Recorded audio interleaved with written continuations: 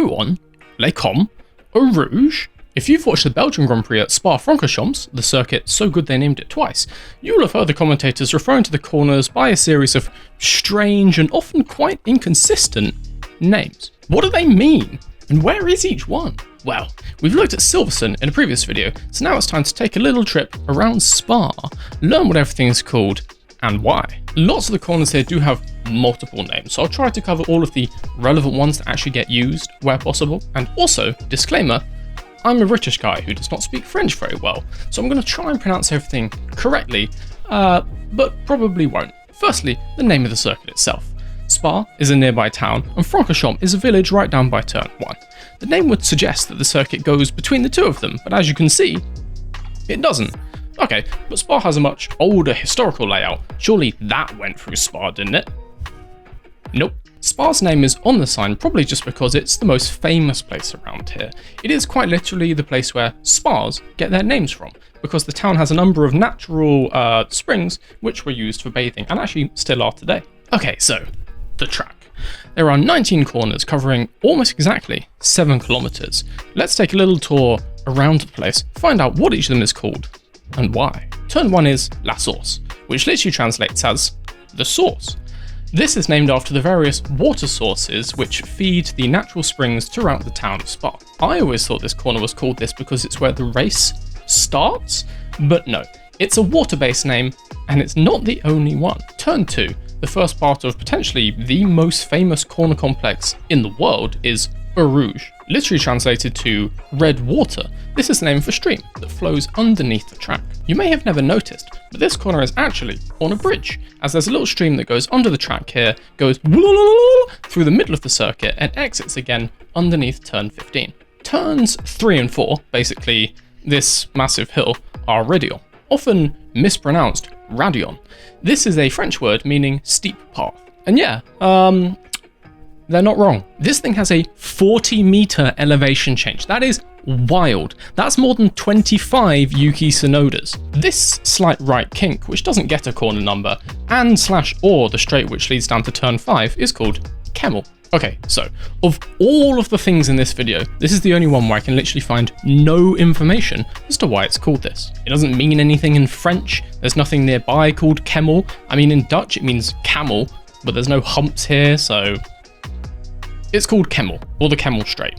It just is. Moving on. Turn 5 is called Les Combes, the valleys. Officially, turn 6 does not have a name, but considering the name Les Combes is plural, and also it's generally called the Les Combes Chicane, and a chicane is a series of 2 corners, I'm going to say it's perfectly acceptable to say that turn 6 is also part of Les Combes.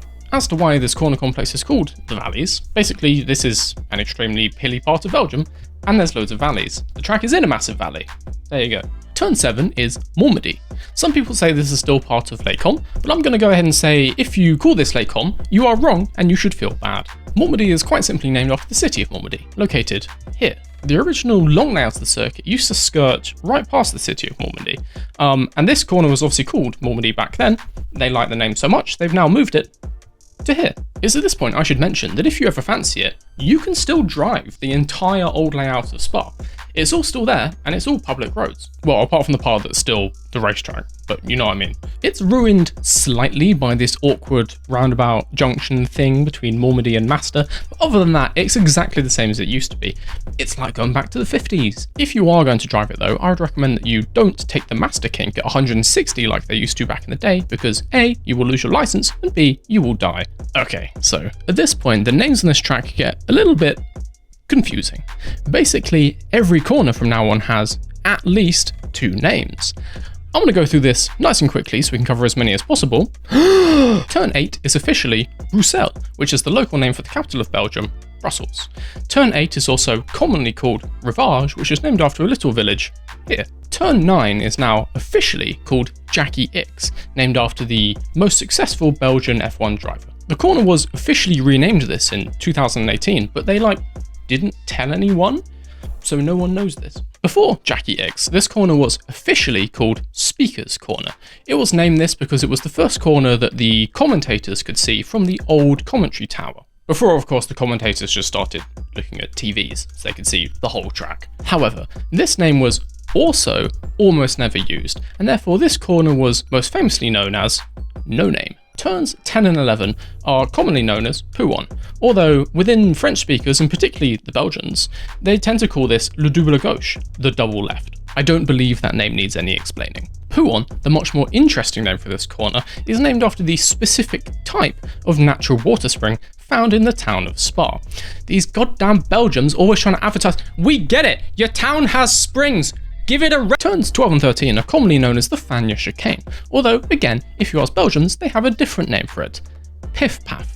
Well, guys, you're gonna get the right to name stuff taken away from you if you keep coming up with efforts like this. Fagnes translates to fens in English. Fens are a type of wet, marshy floodplain, of which there are lots near here because this part of the world gets tons of rain. Pif Paf, I can't believe I'm explaining this, is an onomatopoeic term used by actually multiple European languages, which just sort of is like it's like when a British person says bish bash bosh. You know Rice Krispies, the children's cereal? If you pick up a box of them in an English speaking country, the three dudes on the front are called Snap, Crackle, Pop, right?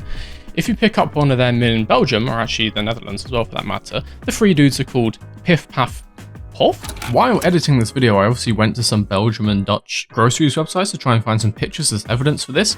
It would appear that Pif Paf Pof have been murdered and replaced by Snap Crackle Pop worldwide. I did find this very dodgy Pinterest picture of them in the past, so clearly they were there at some point, but yes, we should all mourn their deaths. Also, for those of you wondering, yes, I have not activated my Windows, get over it. Basically, all you need to know is these two guys got a corner named after them, whereas the third one got royally screwed. Nobody likes you, Pof. If you ask some people, they will tell you that turns 14 and 15 make up Stavelot, and are therefore Stavelot 1 and Stavelot 2. Some other people, including the people who own the track, instead call turn 14 Campus and turn 15 Paul Frere. Stavelot is the name of another nearby town here, which the old circuit actually used to drive right into the middle of, do a little hairpin, and then leave. Campus is named after this thing.